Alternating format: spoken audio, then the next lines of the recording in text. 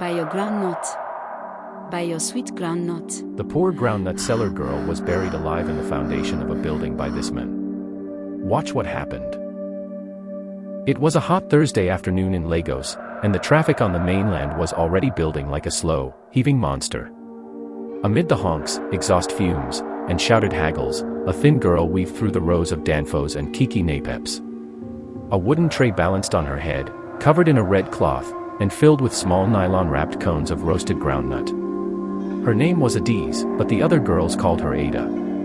14, with tired eyes and calloused feet, she had been hawking groundnut since she was 10. Her mother was a cleaner in a school, her father long gone, and Ada knew that if she didn't sell, they didn't eat. She was quick on her feet, smart with her change, and sharp with her smile. The kind of girl who made you pause, even in Lagos traffic. That afternoon, as she stood at a busy junction near Ojoda Burger, a black Prado pulled up by the sidewalk. The windows were tinted, and the engine purred like a rich man's pet. Ada didn't flinch. She had seen such cars before, some passengers bought, some ignored, some barked at her to move. But the rear window rolled down slowly, and a calm voice called out, "Groundnut, come." She approached the car, cautiously. Inside was a man in his late 40s, with neat braids and a silk shirt. His gold watch gleamed, and his voice was gentle.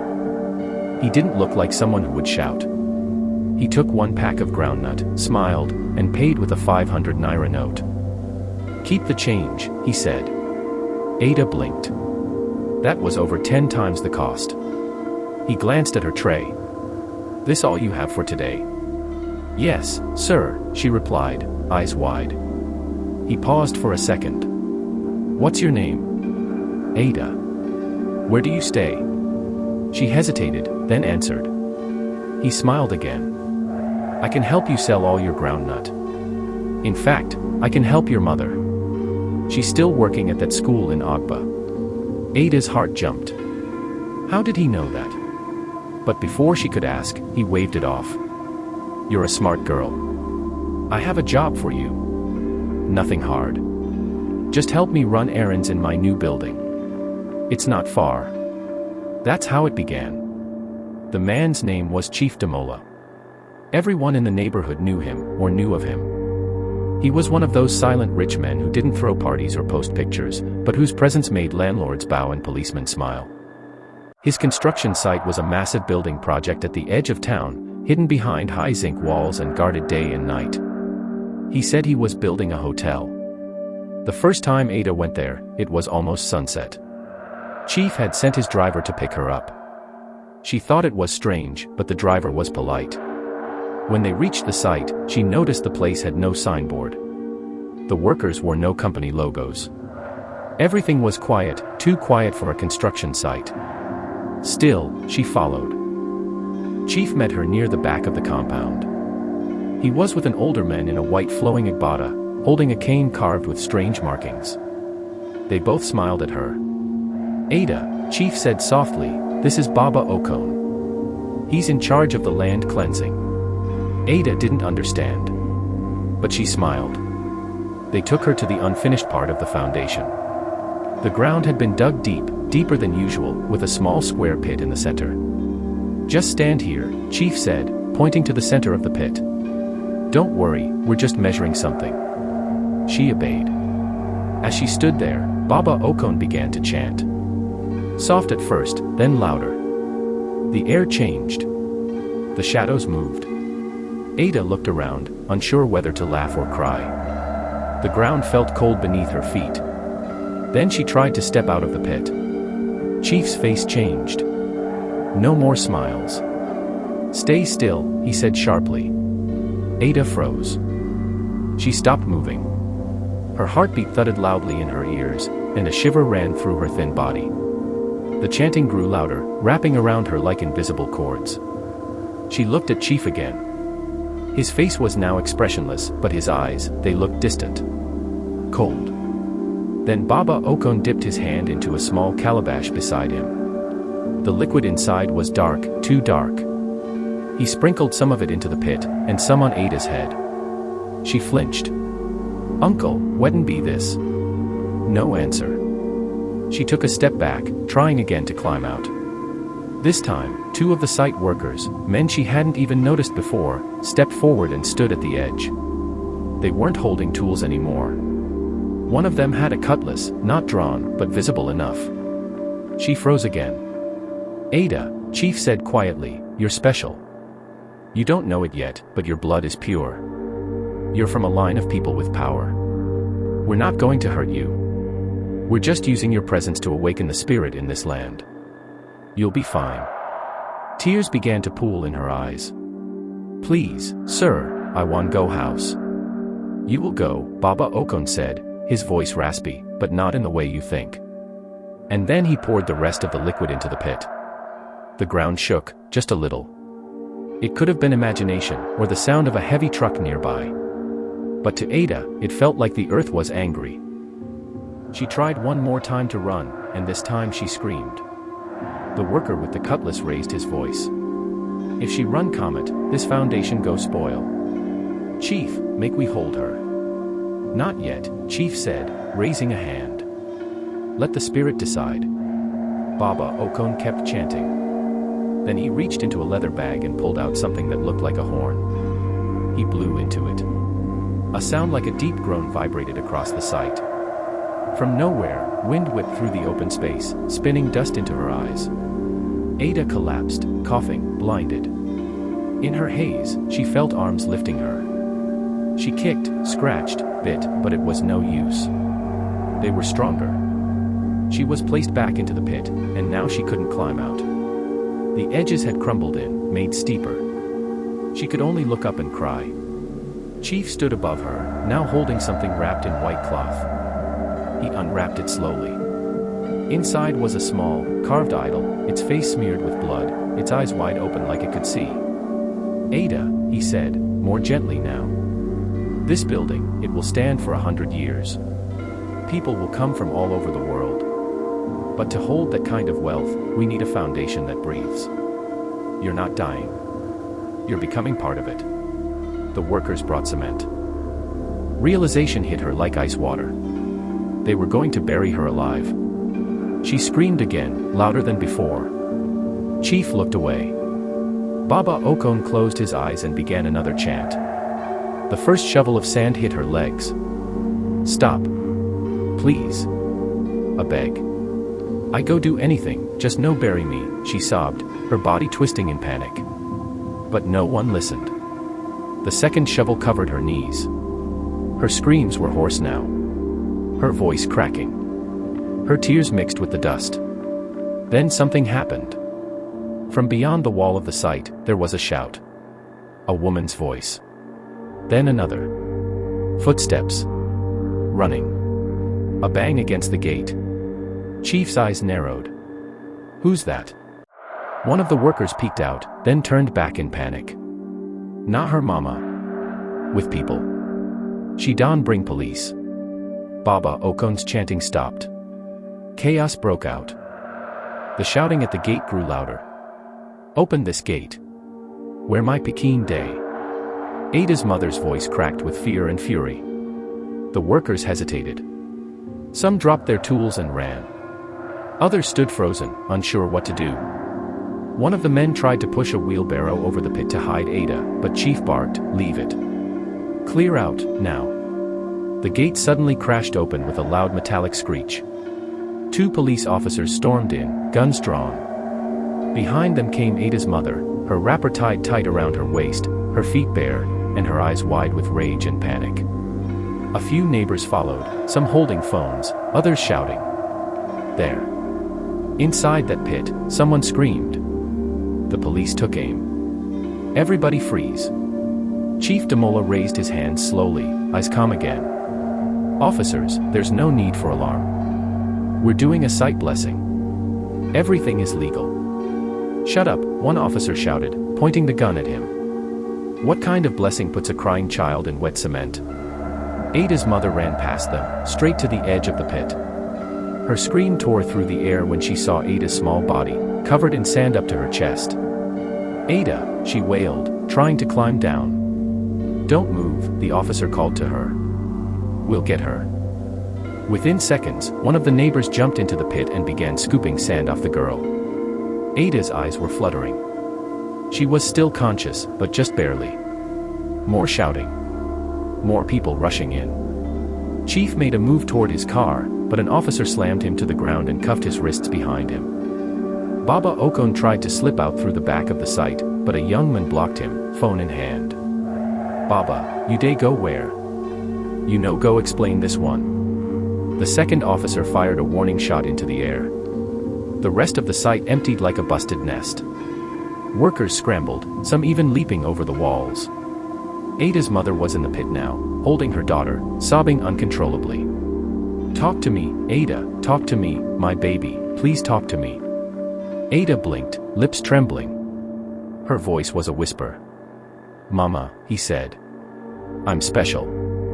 Her mother broke down again, cradling her tight. The officers took Chief and Baba Okon to the back of their truck. Chief said nothing, just stared straight ahead. Baba Okon was mumbling prayers, either to escape or to delay what was coming. As the crowd grew, the story spread like wildfire. People recorded videos, snapped pictures, and called radio stations. Before nightfall, #GroundnutGirl was trending on Twitter NG. Some called it a miracle. Others called it madness. A few warned it was just the beginning. But for Ada, there were no hashtags. No trending. There was only darkness, fear, and the shaking grip of her. The ambulance arrived just as dusk settled over the site, casting long shadows over the half-dug foundation that was almost Ada's grave. The paramedics gently lifted her out of her mother's arms, checking her pulse, her breathing, speaking to her in soft tones she barely heard. She was shivering, though not from cold. Her small body trembled from something deeper, something that had touched her spirit. Something that had seen her. The crowd parted as the stretcher was carried through. People whispered, some in awe, others in disgust. Na groundnut she dey sell o. They want you small girl for foundation. This Lagos don spoil. Chief Demola. I dey always suspect that man. The police van rolled away with its sirens low but steady. Chief sat inside, his face still blank. Baba Okon, beside him, had gone silent too. His eyes darted left and right as if watching for things only he could see. At the hospital in Ikeja, Ada was admitted for observation. She didn't speak much. When nurses came near, she flinched. When the lights flickered, she shut her eyes tight. Her mother stayed by her side, holding her hand through the night, whispering stories and prayers. By morning, journalists had swarmed the hospital. Reporters stood outside with cameras and microphones. NGOs called. Activists offered lawyers. Some wanted to put Ada's face on posters. Others wanted interviews. But inside the room, Ada was still trying to sleep without seeing the idol again. The police launched an investigation. The workers who had run were being tracked down. The construction site was sealed, guarded now not by men with cutlasses, but by officers with stern faces. Investigators found strange symbols drawn under the foundation blocks, blood-stained cloths, and shallow pits with animal bones. One officer said quietly, "This no be hotel dem day build. This one na shrine with roof." In the neighborhood, fear lingered. Parents clutched their children tighter. Hawkers started avoiding the area. People whispered of other disappearances over the years, young girls who went out to sell water, fruits, snacks, and never came back. One woman said, "Maybe na Ada spirit go bring them to light." 2 nights later, Ada spoke again. In a low voice, barely above a breath, she told her mother, "There was something in the ground, Mama. Something waiting. I felt it, watching me before they poured the sand." Her mother brushed her hair gently. "It's gone now, my child. You're safe." But Ada shook her head. "No, Mama. It's still there. It's not finished." Her mother went still, her hand paused mid-stroke in Ada's hair. "What do you mean, it's still there?" she asked, trying to keep her voice steady. Ada's eyes didn't blink. They stared into a place far beyond the hospital walls. It was speaking. Not with words. Inside me. It was hungry, but not just for me. It wanted more. It said, "Chief wasn't the first. And he's not the last. Her mother felt a cold weight settle in her chest. Outside the hospital room, a doctor walked past the doorway, pausing to check the chart on the door. He frowned slightly. When he entered, Ada went quiet again. She turned her face away and didn't speak the rest of that day. Meanwhile, news of the ritual site had reached the state government. A press conference was called. A commissioner condemned the act, promised justice, and announced a task force to monitor construction sites more closely. But for many, the damage had already been done. Rumors swirled like dust in Harmattan. People claimed other sites were being built with similar sacrifices, some unfinished, some completed. A viral video showed a man claiming he'd worked on a mansion in Lekki where 3 goats were brought in, but only 2 came out. At night, some said they heard crying from the closed site near Ojoda Burger. Others said they saw lights flickering behind the zinc walls, even though no power was connected. Then, the dreams started. Ada's mother was the first. She dreamt she was back at the site, the cement freshly poured, smooth as a mirror. In the dream, she could hear knocking, soft at first, then louder, from beneath the foundation. And when she looked down, there were dozens of small handprints rising in the concrete. The next morning, she woke drenched in sweat. She didn't tell Ada. But Ada already knew. They're coming back, she whispered to herself when she was alone. Because they were never let go. The psychologist assigned to her said she was dealing with trauma. Night terrors. Survivor's guilt. But even she couldn't explain the times Ada's body temperature would drop suddenly at night, or why the lights in her room flickered exactly at 2:13 a.m. every day since she was admitted. Back at the police station, Chief Damola refused to speak.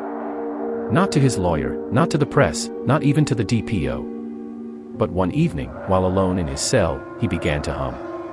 A soft chant. Low and ancient. The same one Baba Okon used that day by the pit. An officer on night duty heard it and walked past the cell.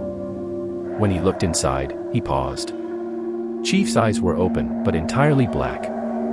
The officer froze, every instinct in his body screaming at him to back away, but he stepped closer instead, drawn by something he couldn't name. Chief Damola sat perfectly still on the bench in the corner of his cell, still humming, still staring with those pitch-black eyes that reflected no light, only depth, endless, empty depth.